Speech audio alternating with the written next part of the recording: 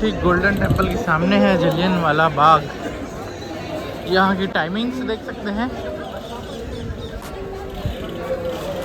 तो आइए दोस्तों जानते हैं जलियांवाला बाग हत्याकांड के पीछे की कहानी, जिसमें कि मेन किरदार निभाया है शहीद उधम सिंह जी ने, जो कि पंजाब स्टेट के संगरूर डिस्ट्रिक्ट के सुनम नाम के गांव के रहने वाले थे, जिनका जन्म 26 दिसंबर 1899 को हुआ था। और यहाँ ब्रिटिश आर्मी ने 10 मिनट में 1650 गोलियां चलाकर करीब 500 भारतीय नागरिकों को मारा था, जिनके गोलियों के निशान यहाँ आज भी मौजूद है।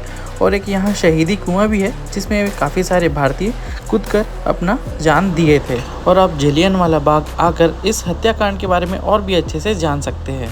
यहाँ पर है गैलरी 1 और यहाँ पर काफ़ी सारे गैलरीज बनाए गए हैं, जिसमें कि काफ़ी अच्छे से दर्शाया गया है कि उस हत्याकांड में क्या क्या हुआ था और कैसे हुआ था। और कुछ उससे मिलते जुलते वीडियो क्लिप्स भी बनाए गए हैं, जिसे दिखाए जाते हैं।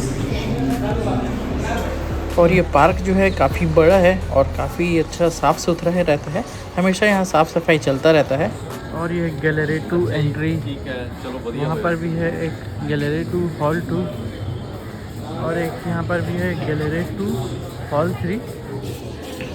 तो इतने सारे यहाँ पर गैलरीज हैं, सभी में आपको पुराने ज़माने के बारे में डिटेल में इंफॉर्मेशन दिया हुआ है। तो दोस्तों अब मैं आपको बताता हूँ कि यहाँ पर ब्रिटिशर्स ने गोली क्यों चलाया था।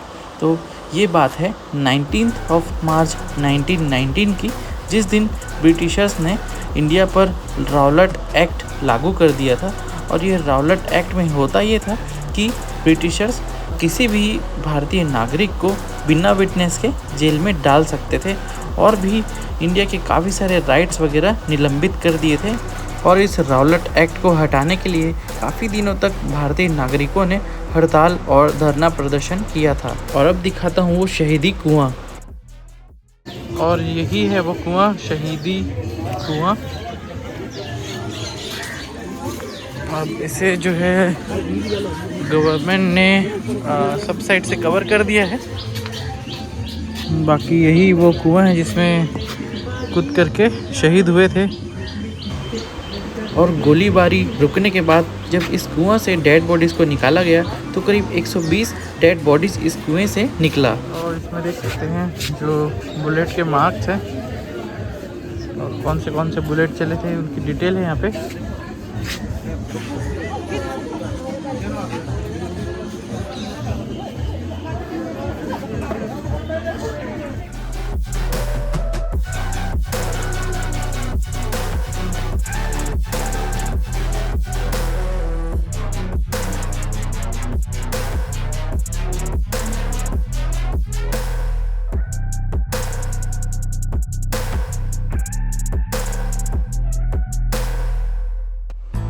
बैसाखी के त्यौहार को पंजाब के साथ साथ पूरे भारत में मिलजुल कर मनाया जाता है।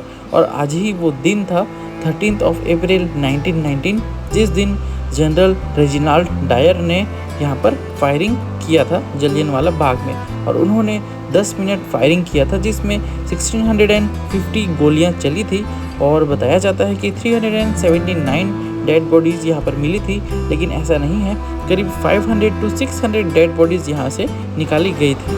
और इस हत्याकांड के बाद भारतीय नागरिकों ने जब आवाज़ उठाया तो ब्रिटिश गवर्नमेंट ने इस हत्याकांड के स्टडी एंड इंस्पेक्शन के लिए माइकल ओ डायर को भेजा। और माइकल ओ डायर ने जब इंस्पेक्ट किया और स्टडी किया तो उन्हें पता चला कि रेजिनाल्ड डायर बिल्कुल सही थे। उन्होंने बिल्कुल सही किया फायरिंग करके। और माइकल ओ डायर ने जनरल रेजिनाल्ड डायर के इस गलत डिसीजन को सही साबित करके अपने ही मौत का इनविटेशन दे दिया। और इस फायरिंग के दौरान यहाँ पर उधम सिंह जी भी मौजूद थे। उन्होंने अपने आंखों से यहाँ की पूरी फायरिंग्स देखी है और वो इस फायरिंग से जैसे तैसे करके बच निकले। और सिर्फ 19 साल की उम्र में उन्होंने इस हत्याकांड को देखा था और उन्होंने ठान लिया था कि वो इसका बदला जनरल रेजिनाल्ड डायर और माइकल ओ डायर इन दोनों से ज़रूर लेंगे। और करीब 8 साल बाद उन दोनों हरामी ब्रिटिशर्स में से एक हरामी ब्रिटिशर का due to some disease death हो जाता है और जिसका नाम था जनरल रेजिनाल्ड डायर,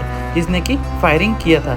उसकी डेथ हो जाती है शारीरिक कुछ बीमारी से 23 जुलाई 1927 को। तो करीब 8 साल इंतज़ार करने के बाद एक इंसान तो अपने आप ही मर जाता है, लेकिन दूसरा अभी ज़िंदा है, जो कि है माइकल ओडायर।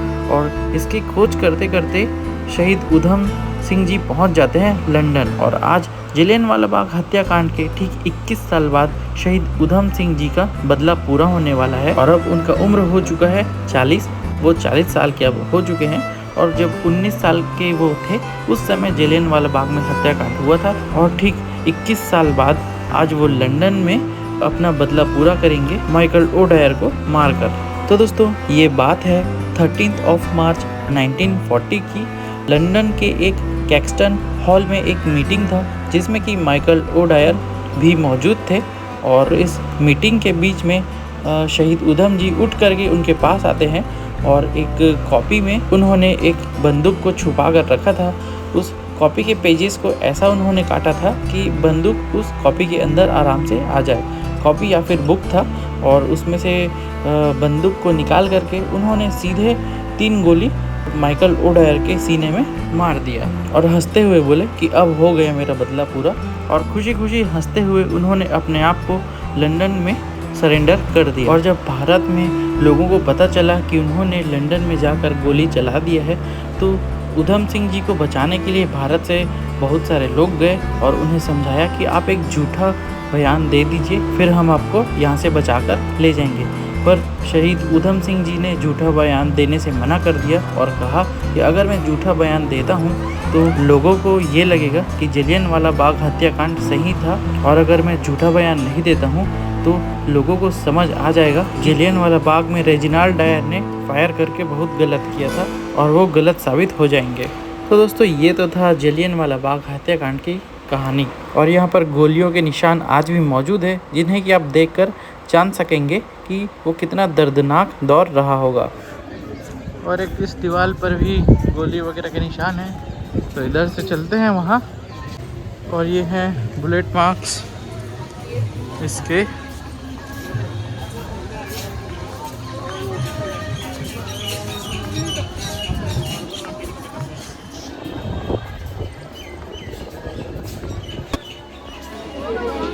और इधर है एग्जिट गेट।